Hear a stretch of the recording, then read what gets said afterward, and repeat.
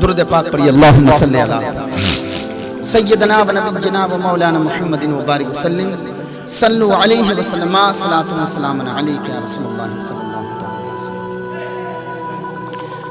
صحابی رسول حضرت سلمان فارسی رضی اللہ تعالیٰ عنہ روایت کرتے ہیں کہ حضور نبی رحمت صلی اللہ علیہ وسلم نے شعبان کے آخری دن خطبہ ارشاد فرمایا، بیان فرمایا، تنبیہ فرمائی، آگاہ فرمایا، متنبہ کیا۔ کس بات پر؟ اس بات پر کہ اے مسلمانوں، اے لوگوں، تمہارے پاس بہت عظمت والا مہینہ آنے والا ہے۔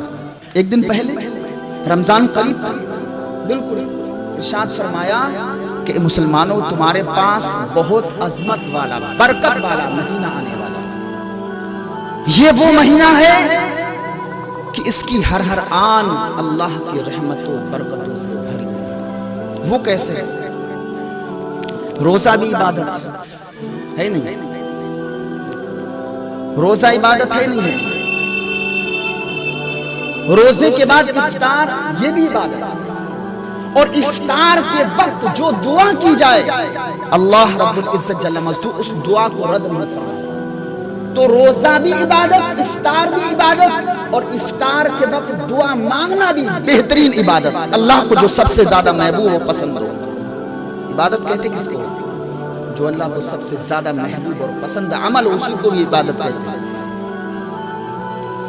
پھر افطار کے بعد تراویح پڑھنا عبادت، تراویح پڑھتے نا، وہ بھی عبادت، اور تراویح پڑھ کر سونا بھی عبادت۔ کیوں؟ اس کی وجہ کیا ہے؟ سونا کیوں عبادت ہے؟ وہ کس کے انتظار میں سو رہا ہے؟ بیوی کے انتظار میں، سحری کے انتظار میں، سحری کے انتظار میں سویا ہے۔ جب سویا ہے تو ذہن میں یہ تصور کر کے سویا ہے کہ مجھے سحری میں جاگنا ہے۔ جو بیوی والے وہ تو مسکرا دیے، ماشاءاللہ بڑا اچھی بات کہی حضرت۔ نئے والے تو نئے والے بھی ماشاءاللہ، جن کے ابھی شادی ہے، سبحان اللہ، ہے کہ نہیں؟ تو سویا تھا سحری کے، کس لیے سویا تھا؟ سحری کے انتظار میں، کہ اٹھنا ہے سحری میں اور سحری کھانا ہے۔ تو یہ سونا بھی عبادت۔ اب سونے میں جو سانسیں چل رہی ہیں، یہاں تک کہ روایت میں آتا ہے کہ اس رمضان کے تقدس مہینے میں جو ہڈیاں ہیں نا، وہ بھی اللہ کی تسبیح بیان کرتی ہیں، اللہ کا ذکر کرتی ہیں۔ کیسا رمضان کا مبارک مہینہ اللہ نے ہمیں اور آپ کو عطا فرمایا، لیکن پھر بھی ہم اس کا ادب نہیں کر رہے۔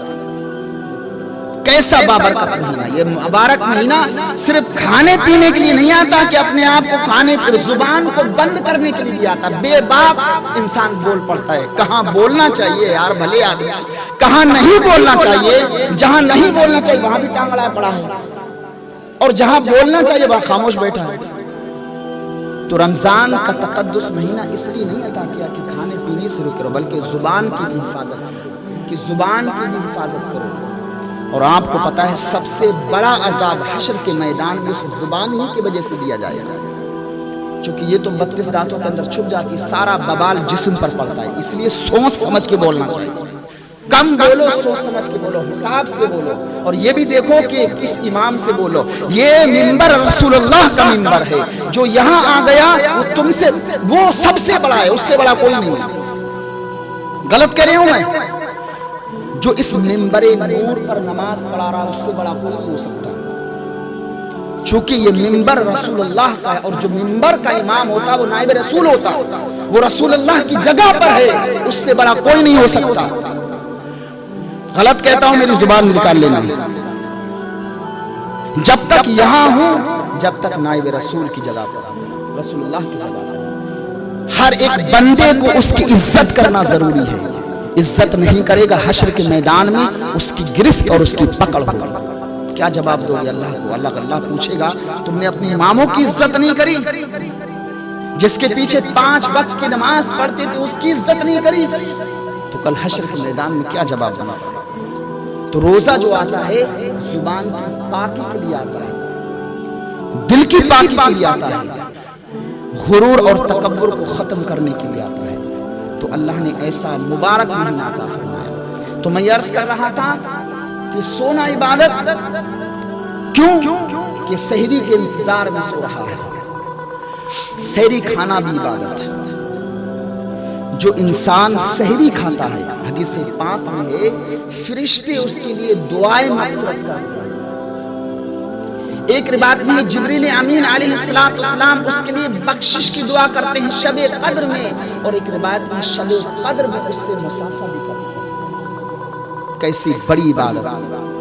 حضور نے ارشاد فرمایا کہ سحری کھاؤ، سحری میں بڑی برکتیں ہیں، بڑی اللہ کی رحمتیں ہیں سحری میں۔ اور اگر سحری کھانے میں آپ کی طبیعت لگ نہیں رہی، آپ کا من جی نہیں چاہ رہا کہ کچھ کھائیں، تو کم سے کم ایک کھجور کھا لو۔ سنت ہے، عبادت ہے، رسول اللہ کا جو عمل بڑی عبادت ہے، اس سے بڑھ کر کوئی عبادت نہیں۔ ایک گھونٹ پانی پی لو، بہت بڑی عبادت ہے۔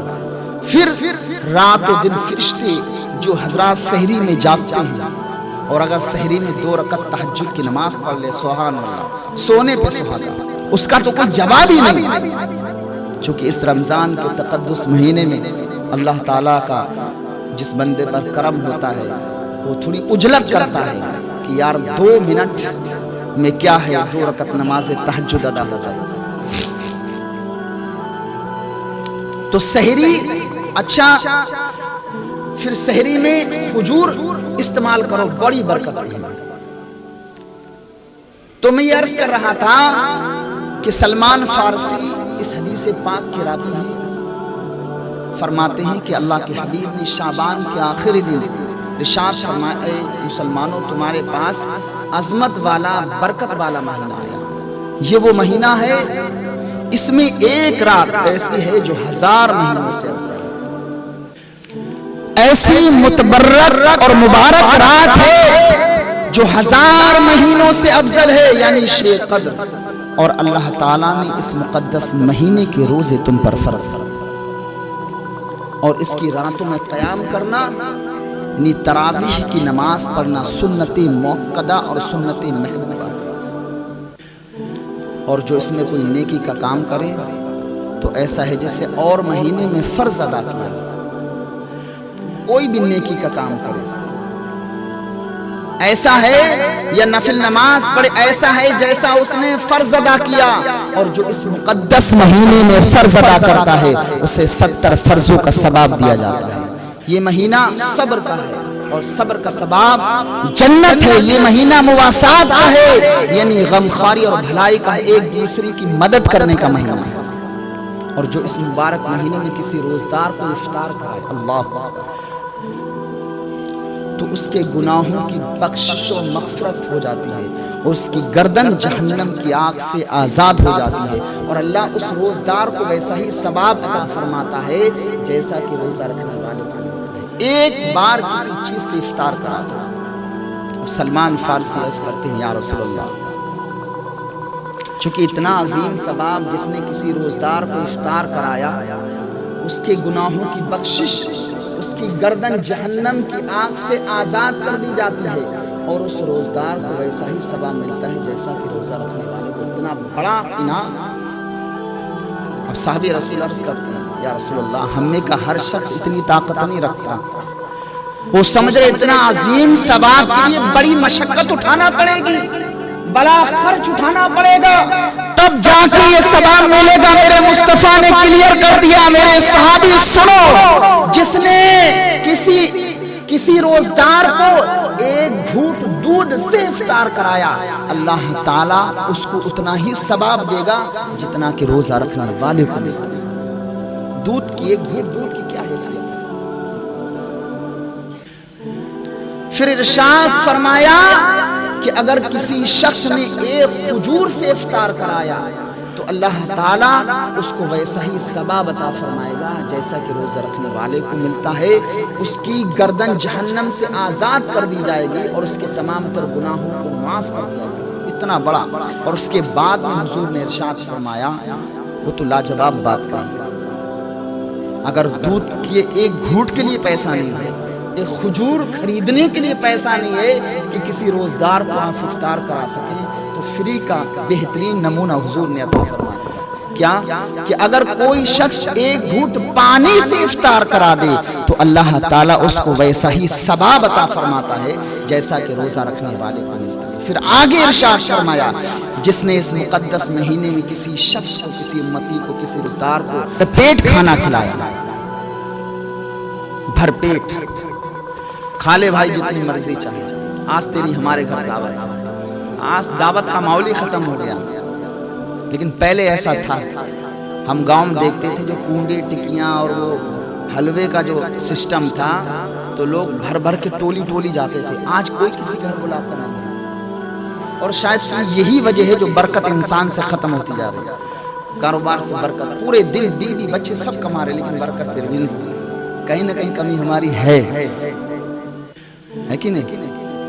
کہیں نہ کہیں کمی ہے، بچے الگ کما رہے، بیوی الگ بیچاری رات میں کچھ نہ کچھ کر رہی، اور یہاں تو سب کے کارخانے ماشاءاللہ، تو بچے بھی میں دیکھتا ہوں کام کرتے ہیں، تو کہیں نہ کہیں کمی ہے۔ تو یہ رمضان کے تقدس مہینے، تو جس نے بھر پیٹ کسی کو کھانا کھلایا، اللہ تعالیٰ کل حشر کے میدان میں میرے حوض کوثر سے اسے پلائے گا، ایسا پلا کبھی پیاسا نہ ہوگا۔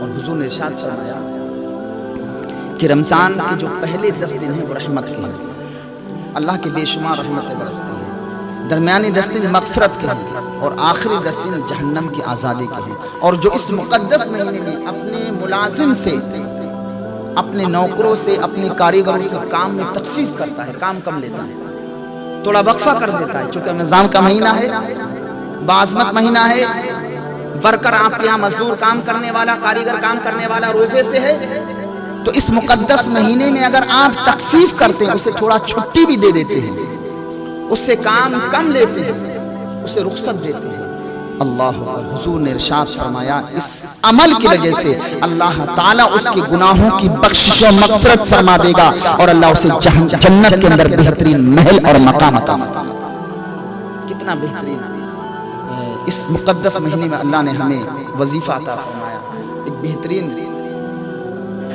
اللہ نے بخشش کا ذریعہ عطا فرمایا۔ تو آپ کیا کام کرنے والے ہیں؟ آپ اگر 7 بجے چھوڑتے تو 6 بجے چھوڑ دو، تاکہ وہ صحیح سے اپنے بچوں کے ساتھ افطار کر سکیں، بچوں کے ساتھ دعاؤں میں شامل ہو سکے، اپنے لیے اور آپ کے کاروبار کے لیے وہ شخص دعا مانگ سکے۔ اگر یہ عمل آپ نے اپنے اندر بنا لیا اور پیدا کر لیا تو انشاءاللہ ہو سکتا ہے یہی سبب آپ کی